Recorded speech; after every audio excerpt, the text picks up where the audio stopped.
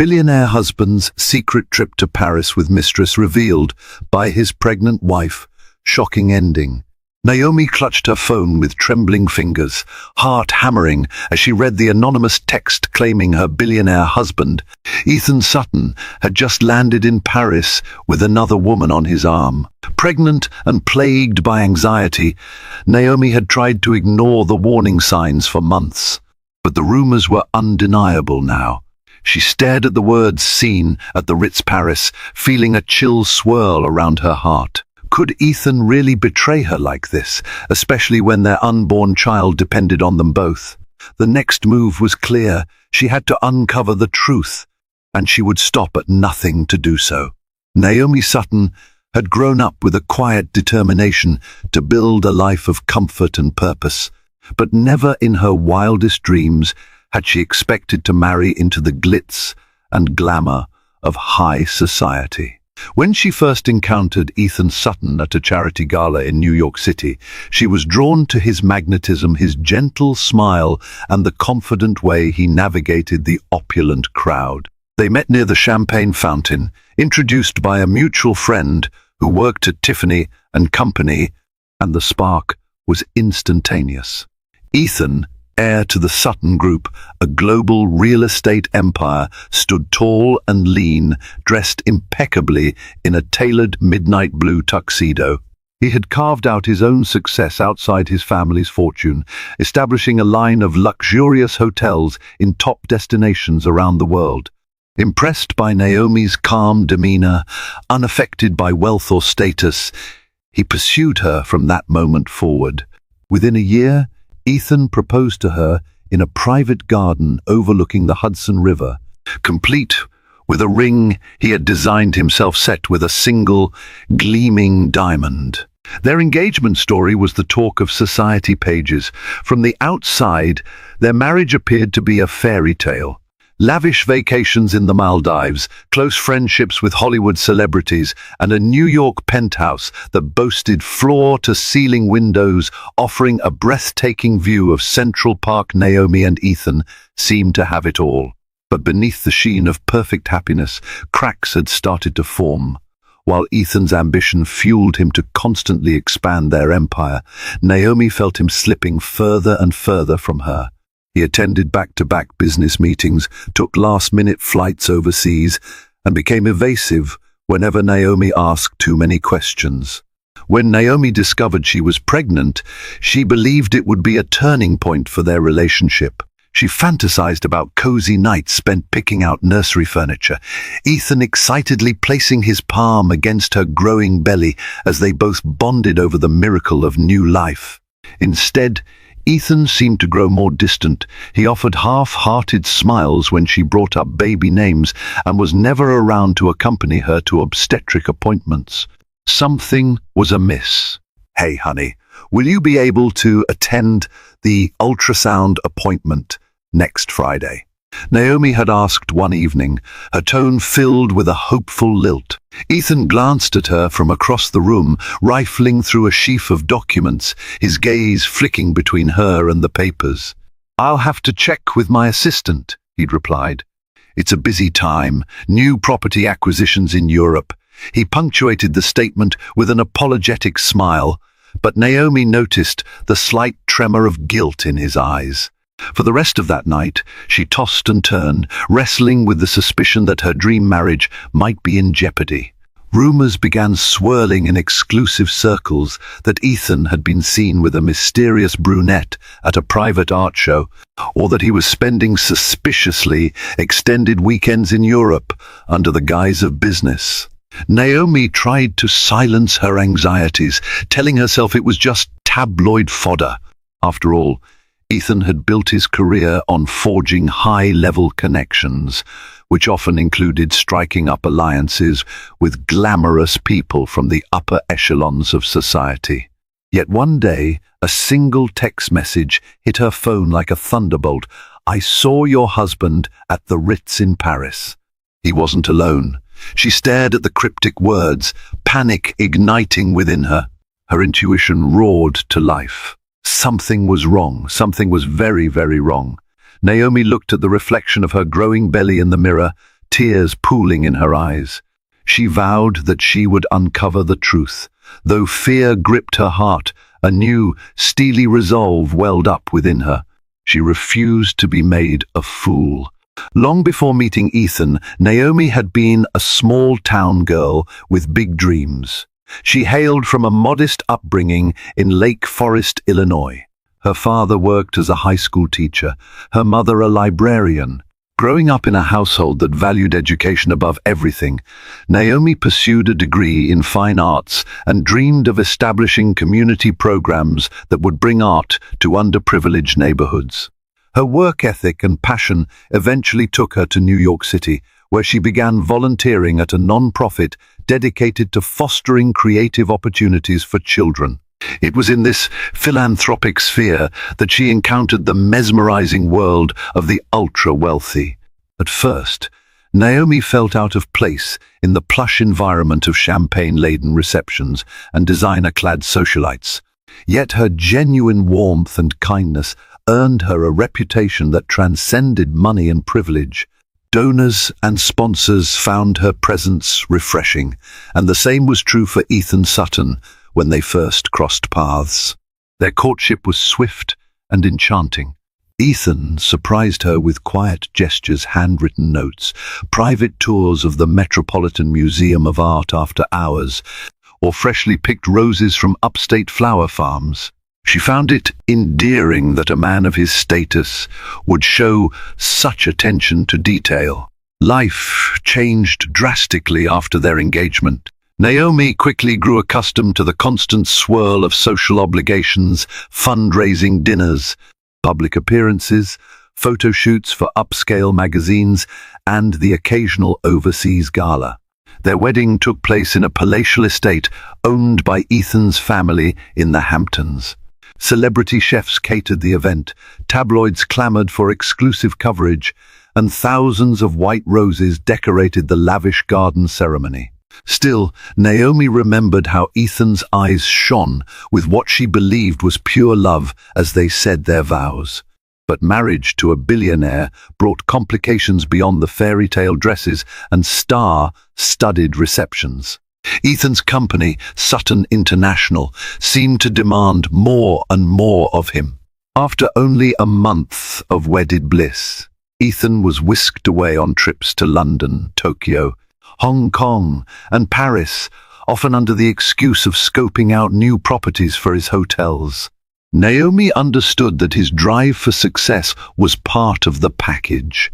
She told herself that every successful entrepreneur had to make sacrifices, and so did their families. For a time, Naomi refused to entertain the idea that Ethan might be unfaithful. She knew the tabloids thrived on salacious stories, especially ones involving the rich and famous. As the rumored sightings multiplied, though, a persistent sense of unease anchored itself in her heart. Despite Ethan returning home with expensive gifts, a classic Chanel handbag from Paris, a diamond tennis bracelet rumored to cost 6 figures, Naomi sensed that he was avoiding her questions about why these trips seemed to stretch out longer and longer. Her pregnancy announcement momentarily breathed renewed optimism into her.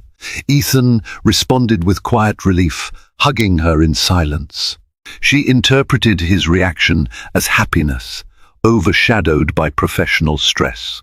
Yet as her belly rounded, Ethan's absence in the daily details of her life only compounded her suspicion that something was gravely off. She confided in her best friend, Annabelle, who was also from Lake Forest and had moved to New York for a career in publishing. "I can't shake this feeling, Anna." Naomi sighed over a cup of chamomile tea at a cozy cafe in Midtown. "He disappears for days, sometimes weeks, and the gifts he brings back, they feel more like distractions than tokens of love."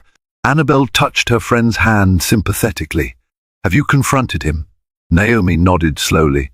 "He always says it's business, then changes the subject or claims he's exhausted. I want to believe him, but the rumors keep stacking up. Sometimes I don't even know who to trust." When the text message about the Ritz in Paris arrived, Naomi froze. She remembered Ethan telling her he was heading to London, but if he's really in Paris, the pieces began to click. Had he lied about London? Naomi's stomach twisted in knots. The baby inside her stirred as if echoing her turmoil. She inhaled a trembling breath. "I deserve answers," she told herself. She couldn't allow her child to be born into a web of lies. She made up her mind that she would do whatever was necessary to uncover the truth. And if the rumors were real, if Ethan was truly betraying her, then the consequences would be unimaginable. That night, Naomi lay in bed, restless, while Ethan dozed off beside her, having returned from his latest business trip just hours before. She watched the rhythmic rise and fall of his chest, her eyes stinging with unspoken accusations. She wondered how a man could hide so much behind such a peaceful facade. To gather the courage she needed, Naomi silently repeated to herself, "I have to know," because not knowing was far more painful than whatever truth she might uncover. The next day, she rose early and took an uncharacteristically bold step. She called Ethan's assistant, Jonathan Wu, at the Sutton International offices. Jonathan had always been polite, if a bit distant, to her. "Hi, Jonathan," she said, trying to keep her voice casual. "I was wondering if you could help me find the contact details for the property developers in London that Ethan's been meeting with. I'd like to send them a personal thank you gift for hosting him." There was a brief pause. "Of course, Mrs. Sutton," Jonathan replied.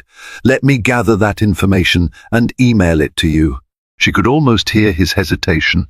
Naomi was well aware that if Ethan was covering his tracks, Jonathan probably knew about it. She waited for the email, which arrived with surprising swiftness, listing the names of various London associates, along with addresses and phone numbers. Without hesitation, Naomi picked up her phone and began calling.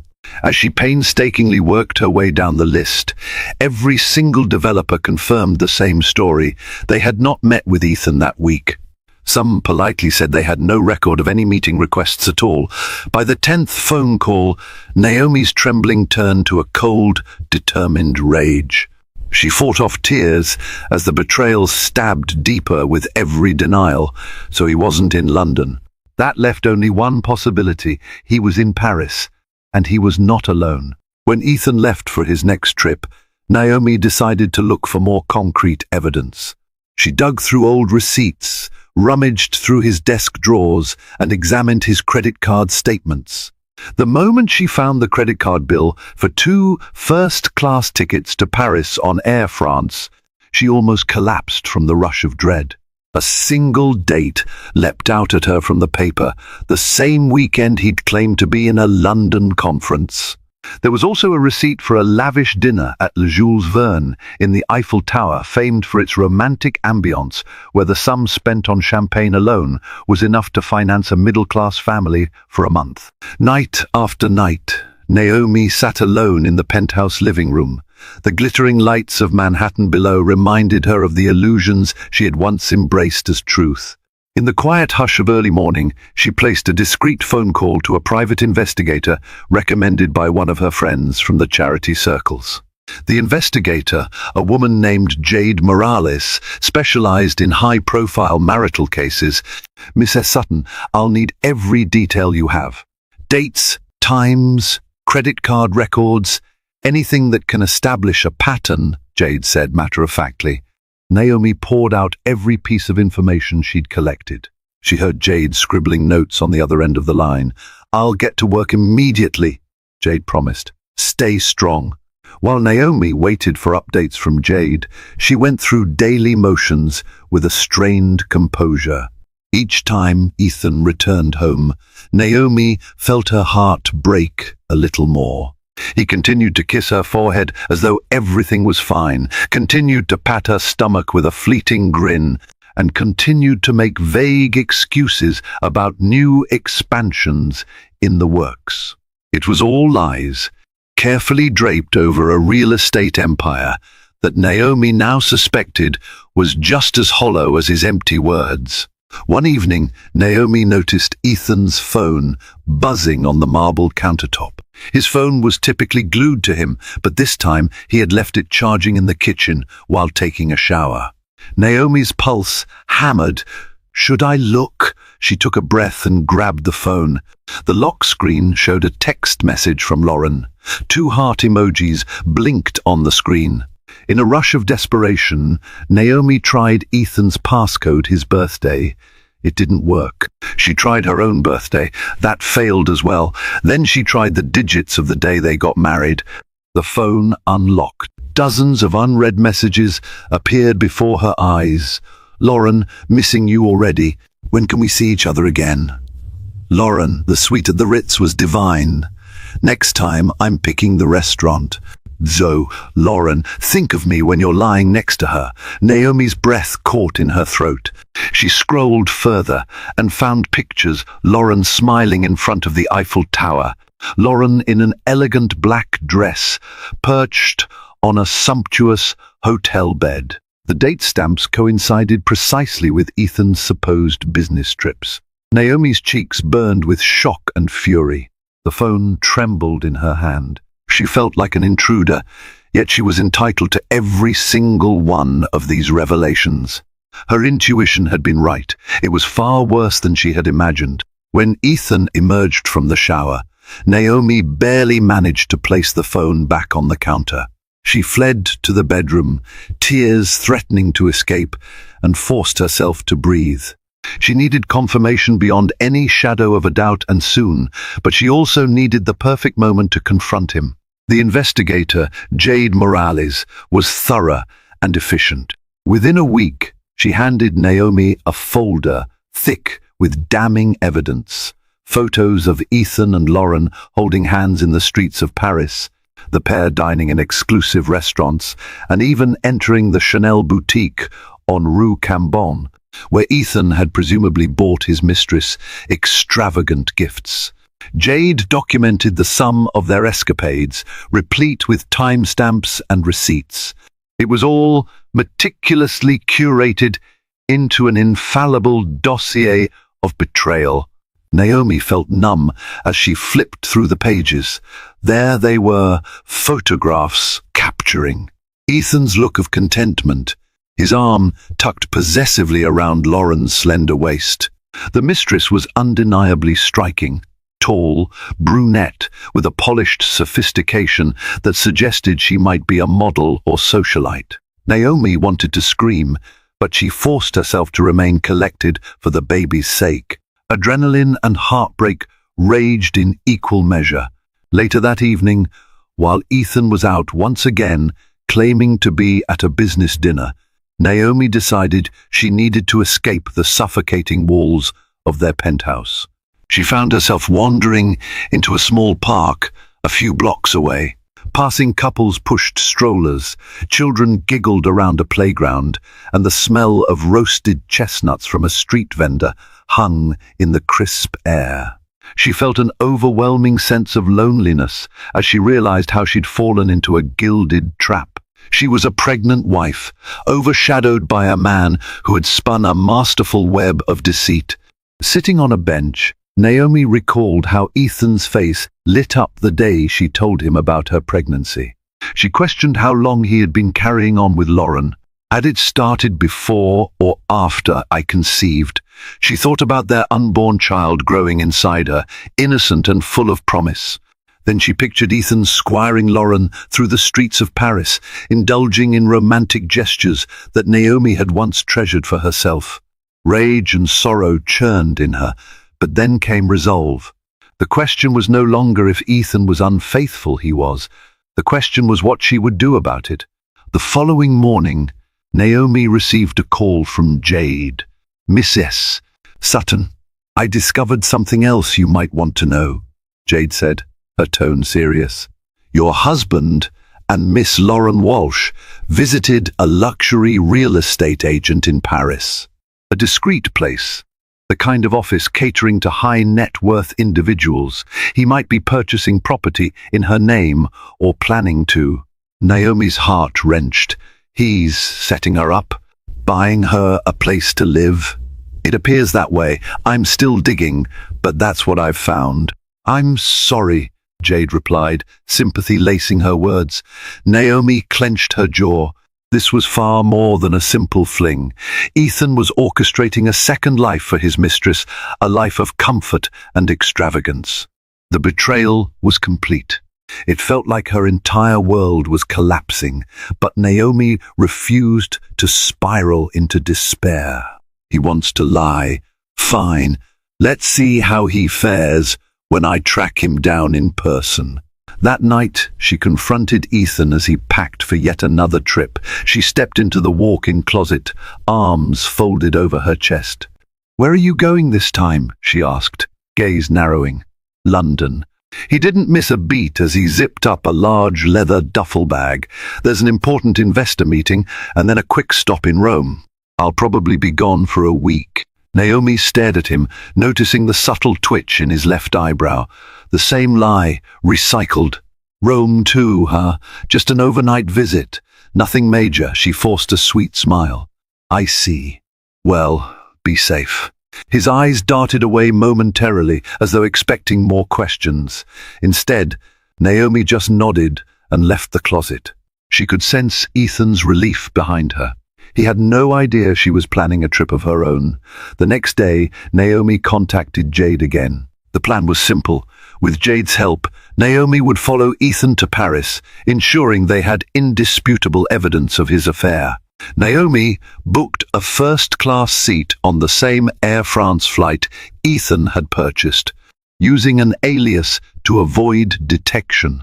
She dressed in simple attire, a loose sweater that concealed her pregnancy and comfortable shoes, so she could blend into the crowds. At JFK Airport, Naomi remained on edge, slipping into the VIP lounge under the name Jade had arranged for her. She caught a glimpse of Ethan across the terminal, phone pressed to his ear, presumably speaking to Lauren. Her pulse hammered.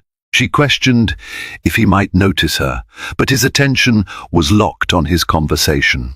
Once he boarded, she waited until the last call to slip into her seat at the opposite end of first class.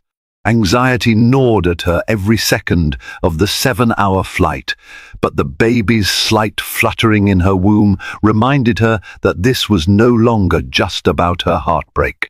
It was about ensuring a secure future for her child, free from the illusions that Ethan was spinning. The plane touched down in Paris on a chilly morning. Naomi watched from a distance as Ethan exited, scanning the arrivals area, and broke into a delighted smile when Lauren rushed into his arms. Naomi's gut twisted at the spectacle, but she kept her composure. She grabbed her carry-on bag and discreetly followed them. Jade, already on the ground, was positioned with cameras in strategic spots. Together, they trailed the couple to a sleek black limousine that sped off into the heart of Paris. The City of Lights greeted Naomi with an unsettling mixture of dread and heartbreak. In her youth, she had fantasized about a romantic trip to Paris with her future husband strolling hand in hand along the Seine, sharing laughter over croissants in hidden cafes, admiring the grandeur of the Louvre. Now, she was following that same husband as he eagerly explored the city, but with another woman. The irony felt like a stab to her soul. Still, Naomi was no longer paralyzed by shock. She had come this far. There was no turning back.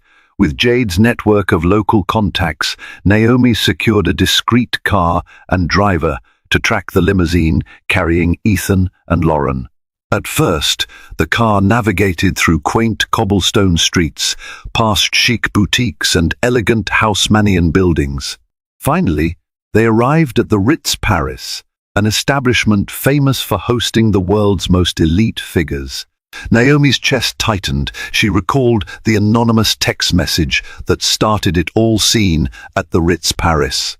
Huddled in the back seat, Naomi watched through tinted windows as Ethan stepped out, turned, and extended his hand to help Lauren exit. Lauren wore a flowing designer dress and sunglasses perched atop her wavy brown hair. Her laughter rang out as Ethan whispered something that made her smile from ear to ear.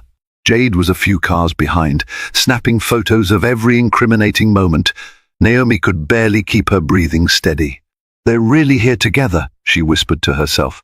On some level, she had clung to the faintest hope that all the evidence would turn out to be a misunderstanding. But now it was undeniable reality. The driver asked softly in French, "Madame, shall I wait here?" Naomi swallowed and nodded. They sat there for a stretch of time until Jade tapped on the window with a quiet rap. The investigator slipped into the back seat next to Naomi, showing her the camera, brimming with images of Ethan and Lauren checking into the Ritz under the name Mr. and Miss S. Sutton. The final dagger, Ethan had even given her Naomi's last name. A day passed in a haze of heartbreak and planning. Naomi stayed in a modest boutique hotel across the Seine, consumed by swirling emotions.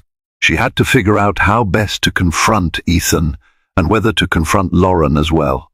Jade cautioned her to remain methodical, especially now that she had the proof she needed for any legal recourse. But Naomi felt an urgency to see Ethan face to face, to catch him in the act. This was not just about finalizing a divorce or setting legal parameters. She needed closure. She needed to see the shock in his eyes when she revealed that his pregnant wife had followed him all the way to Paris. The following evening, Jade informed Naomi that Ethan had made dinner reservations for two at an exclusive restaurant near the Champs-Élysées. It was the perfect setting for a confrontation. Naomi slipped on a simple yet elegant black dress that hugged her baby bump discreetly. She arrived at the restaurant ahead of schedule, choosing a dimly lit corner table that offered a clear view of the entrance but kept her partially hidden by a column. Her heart pounded so violently she could hardly think. She sipped on water, her hand jittering against the glass. Then she saw them. Lauren entered first in a red dress that turned heads across the restaurant. Ethan followed, wearing a bespoke navy suit, looking every inch the charismatic billionaire. He guided Lauren to their reserved table just a few meters from Naomi. Naomi watched, tears threatening to spill, as Ethan leaned in to speak to Lauren.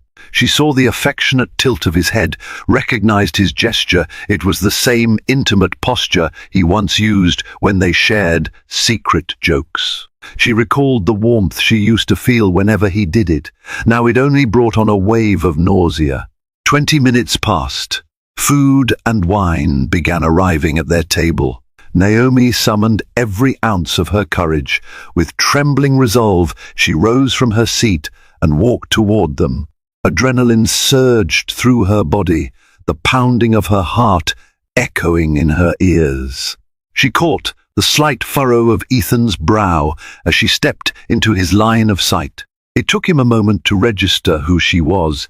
He was clearly not expecting his pregnant wife to appear in Paris, let alone in the same restaurant. Naomi stopped at their table, hands steady but heart raging.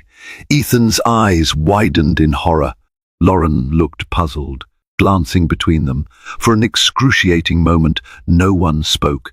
The quiet tension gathered like a storm cloud, ready to unleash thunder.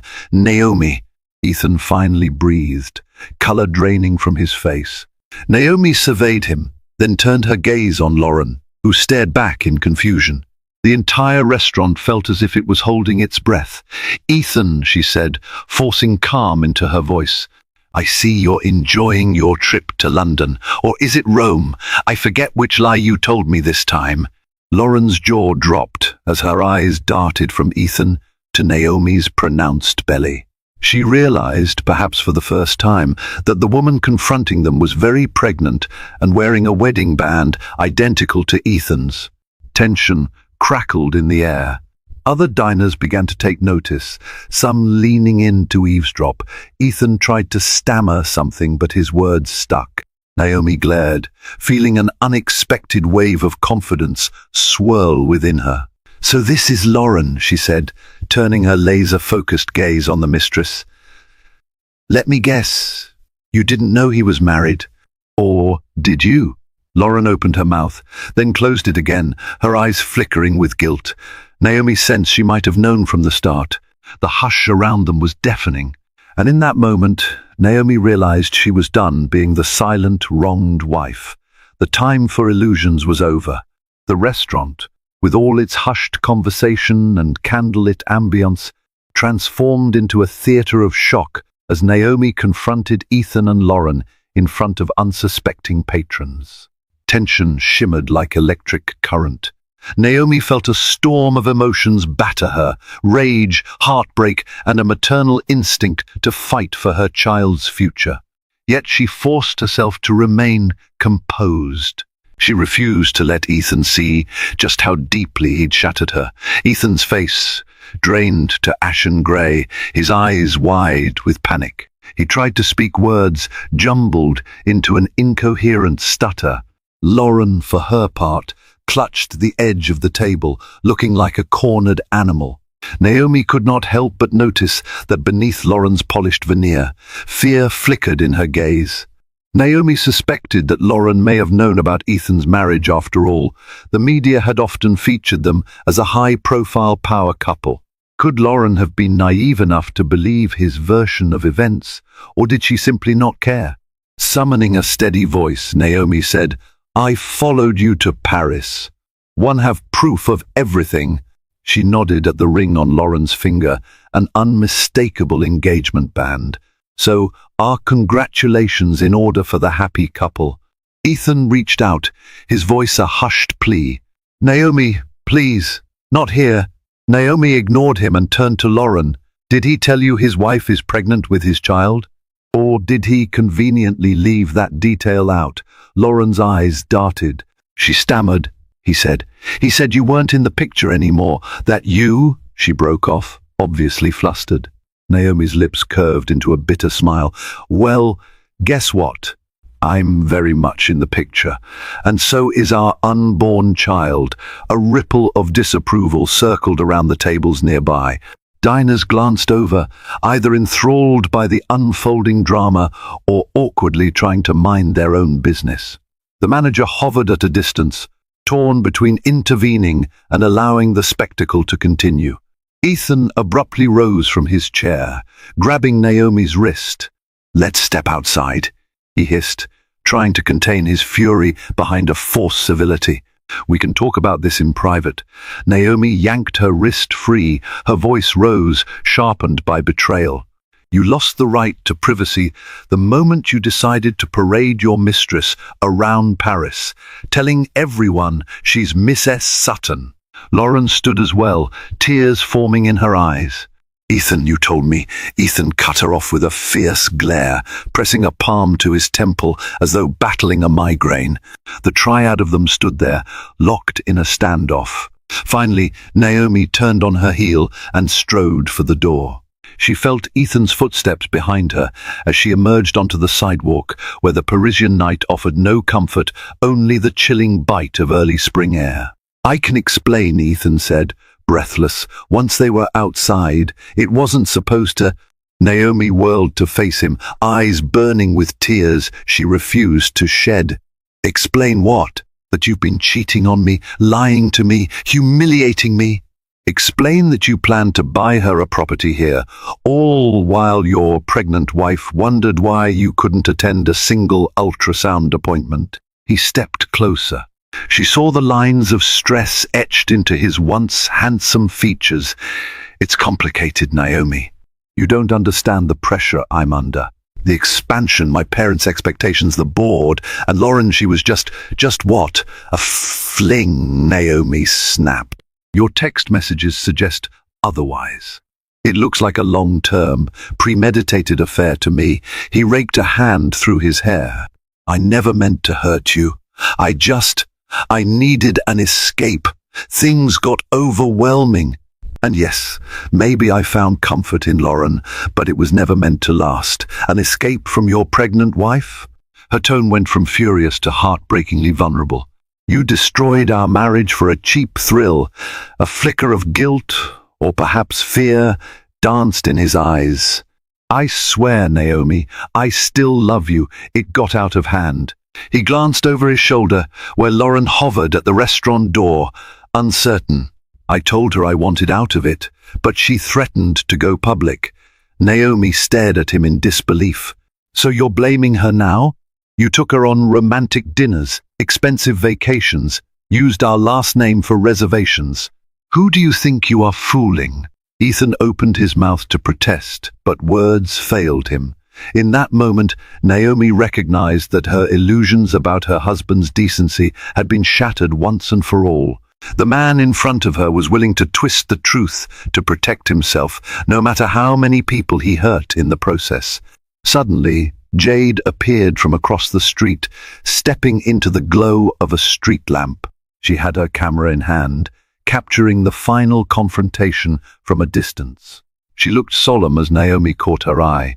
Naomi was grateful for Jade's unwavering presence, someone who could validate her reality amid Ethan's endless denials. The reality of the situation settled in Naomi's chest like a weight. She was done entertaining excuses. She turned away, summoning the last dregs of her strength. "We're done, Ethan. I'm going back to the hotel. You can stay with Lauren or whoever else you want, but I won't remain trapped in your web of lies." His eyes flashed with desperation.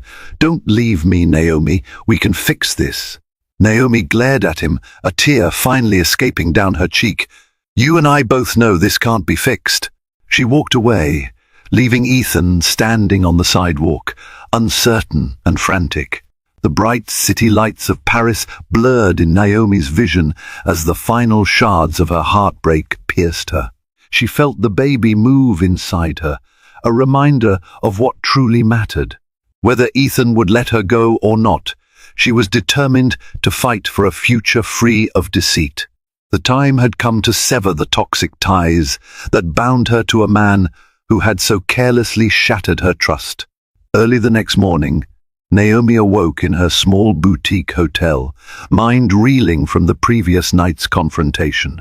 She checked her phone and saw a barrage of missed calls and frantic text messages from Ethan.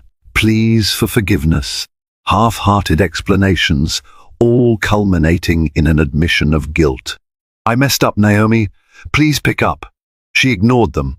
Instead, she summoned Jade and her driver to meet in the lobby. Tucked into a quiet corner beside a potted palm, Naomi declared her plan to return to New York that very afternoon. "I'll let my lawyers handle the rest," she told Jade, her voice quivering with exhaustion. "I've got all the proof I need for divorce, a custody arrangement, and anything else I might need to protect me and my child." Jade nodded, sympathy lighting her eyes. "You've been very brave, Naomi, and if you need further help locating assets, ensuring a fair settlement, I'm here." Naomi appreciated Jade's professionalism. She had never anticipated using a private investigator to confirm her husband's betrayal, but it turned out to be a lifeline. "Thank you," Naomi whispered. "I guess it's time for me to stand on my own now." Before leaving, though, Naomi needed to settle one final matter. She texted Ethan to meet her in the hotel's small cafe. She wanted a last conversation in which she made it clear that his attempts at reconciliation were futile. Ethan arrived, visibly haggard. Dark circles ringed his eyes, and his usual impeccable attire was rumpled. He looked like a man whose carefully curated life had spun out of control. The moment he spotted Naomi, he rushed forward, grasping at her hands. "Naomi, please. We have years together." He paused, glancing at her belly. "We have a child on the way." "Let's not throw that away." Naomi pulled back, spine stiff. "Stop," she said quietly. "I'm filing for divorce. I don't want anything to do with you anymore, except for what's necessary for the baby. And let me be clear, I will never forgive you for the lies, the humiliation, for making me doubt my own sanity." Ethan's voice cracked. "I'll give you anything you want. The New York penthouse, the house in the Hamptons, financial support. Just don't shut me out of our child's life." Naomi's lips thinned. "That's for the courts to decide. Don't think a wave of money can fix this. I'm not your puppet." She steeled herself, recalling the meltdown she witnessed the previous night. Perhaps he was finally realizing the gravity of what he'd done, yet she couldn't find it in herself to pity him. The heartbreak was too raw. He tried one last approach. My parents will be devastated. The Sutton family name. Naomi clenched her fists. Stop using your family name as a shield. That's all you've ever done. Hide behind wealth, behind your father's empire, behind your last name. You made your bed, Ethan. Now you can lie in it. She turned, ignoring the wounded look in his eyes. The man who stood before her was no longer her Prince Charming, but a liar who had disregarded his vows and jeopardized the life they had built together. Naomi refused to let her resolve waver. This was survival. This was her protecting herself and her child from further harm. That afternoon, Naomi boarded a flight back to New York, tears burning at the edges of her eyes as the plane soared above the clouds. Memories of Ethan bombarded her, their wedding dance, their plans to grow old together, the baby's future. She let the tears fall silently, each one washing away fragments of the illusions she once cherished. She felt hollow, but there was also a sense of fierce clarity. She was returning to chart a new path, a path free of the betrayal that had nearly consumed her. Upon landing, she discovered the media was already buzzing with rumors. Photos of her confrontation with Ethan and Lauren at the Paris restaurant had surfaced online. Some paparazzi had evidently captured the scene from a distance, turning it into tabloid fodder. Billionaire scion caught in Paris with mistress wife conference in public showdown. Naomi braced herself for the onslaught. She was not naive about how quickly the tabloids spun sensational narratives, especially involving the Sutton name. She checked into a friend's loft in Soho, far from the penthouse she once called home. Annabelle, her dearest friend, offered unwavering support, urging her to rest and reminding her to take care of her health. Over steaming cups of herbal tea, Naomi revealed everything, tears streaming as she recounted the betrayal. Annabelle cradled Naomi's hand. "It's not your fault," she whispered. "Don't let him or anyone else make you feel like you did something wrong." In the midst of her grief, Naomi felt the baby's occasional kick, an ever-present reminder that a new life depended on her strength. She vowed to never let her child become a pawn in Ethan's twisted game, and if that meant going to war with the Sutton family over finances or custody, she was prepared. She hired top divorce attorneys, known for their ruthless expertise in high-profile cases. They assured her she had a solid advantage thanks to Jade's meticulous evidence. Naomi felt the swirl of relief and fear in equal measure. She was stepping into a fight that would likely turn the media spotlight into a searing glare, rummaging through her personal life and broadcasting it to the world. But after everything she'd endured, Naomi was done running from the truth. Meanwhile, Ethan had retreated to crisis management mode. She heard through mutual acquaintances that his father, Charles Sutton, had summoned him to a private meeting. Furious about the negative press, investors were rattled, shareholders demanded answers. And Lauren? Rumor had it she was staying in a discreet hotel, not the Ritz, presumably reeling from the scandal. Naomi gleaned no satisfaction from their downfall, only a grim acknowledgement that karma had begun to collect its debt. In the weeks following the Paris confrontation, Naomi steeled herself for the legal battle that loomed. She moved into a smaller, cozy apartment in Tribeca, courtesy of Annabelle's connections. The new space was humble compared to her former penthouse, but it was exactly what Naomi needed, a refuge from the memories of betrayal. It didn't take long for the Sutton family to unleash their lawyers, bombarding Naomi with proposals to negotiate privately. They were clearly desperate to keep the scandal contained. Naomi's own lawyers, a formidable team headed by a fierce litigator named Miranda Lowe, advised her not to cave to intimidation. Miranda reviewed the evidence Naomi had collected: photos, texts, financial records, and smiled grimly. They'll try to paint you as a gold digger or claim your mental state is compromised. But we won't back down. You're entitled to a fair settlement, and you have every right to request full custody, given the circumstances. Naomi tightened her grip on the edges of her chair. Despite her heartbreak, she felt a rush of determination. I won't let them manipulate the situation. I want what's best for my baby. Over the next few days, the negotiations ping-ponged back and forth. Ethan reached out personally, offering Naomi substantial settlements if she would agree to shared custody and sign a non-disclosure agreement. She refused to sign anything that might bind her to more secrecy. The world already knew enough to form their own opinions, so what good would a gag order serve? Behind the scenes, the media tore into Ethan, branding him the unfaithful heir. His father, Charles Sutton, made a public statement condemning his son's actions, and the Sutton International stock took a notable dip. Investors were spooked. Major partners started pulling out of deals, and Ethan found himself scrambling to salvage the company's public image. It was the sort of PR disaster that easily spiraled when mixed with marital betrayal and tabloid sensationalism. Yet even as the Sutton empire suffered, Naomi refused to take pleasure in their misfortune. She recalled her nights lying awake, worrying about how to salvage their marriage.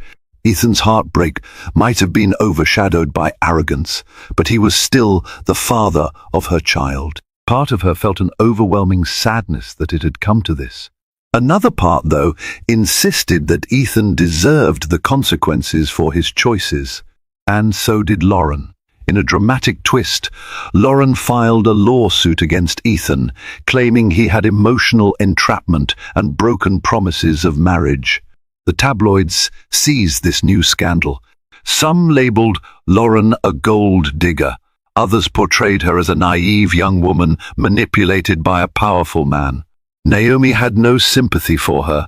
Lauren had clearly known Ethan was married. The illusions she might have sustained were willful or fueled by greed.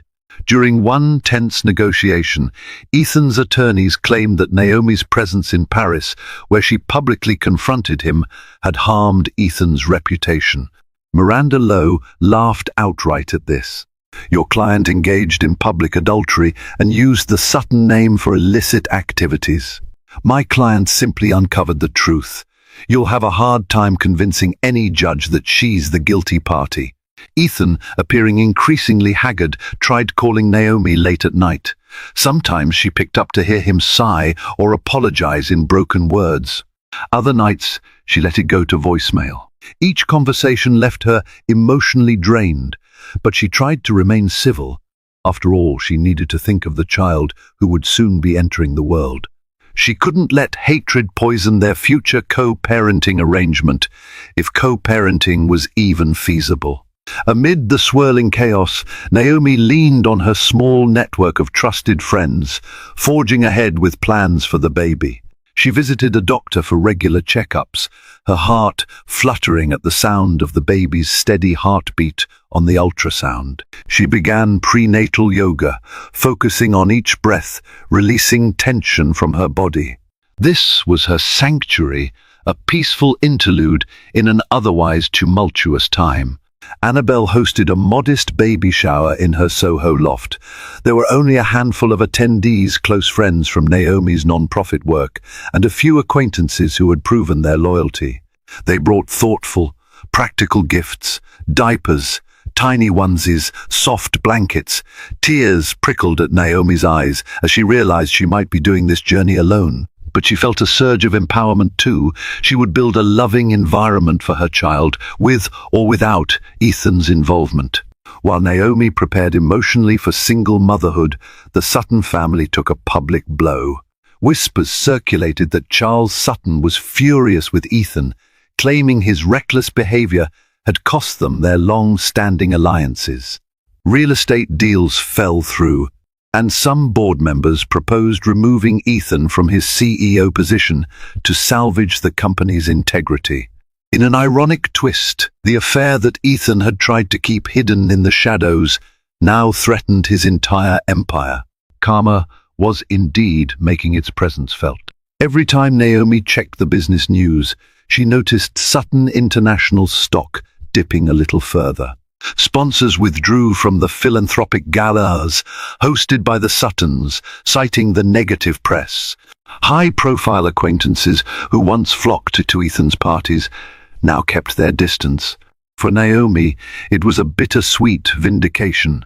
She had never wished for Ethan's professional downfall, but she understood that betraying your spouse, especially in such a public manner, carried consequences. And the bigger you were, the harder you fell. If Ethan had not deceived her, if he had not publicly flaunted his mistress, none of this would be happening. But now it was all unraveling, unstoppable as an avalanche in the mountains. The final hearing for Naomi and Ethan's divorce arrived on a brisk morning, just a month shy of Naomi's due date. Cameras flashed outside the Manhattan courthouse, capturing Naomi stepping out of a black SUV, wearing a simple maternity dress and clutching a folder of legal documents. She refused to shield her face from the paparazzi. She had been humiliated enough. This time, she would face the world with dignity. Ethan was already inside the courtroom, looking gaunt in an expensive suit that hung a bit too loosely on his frame.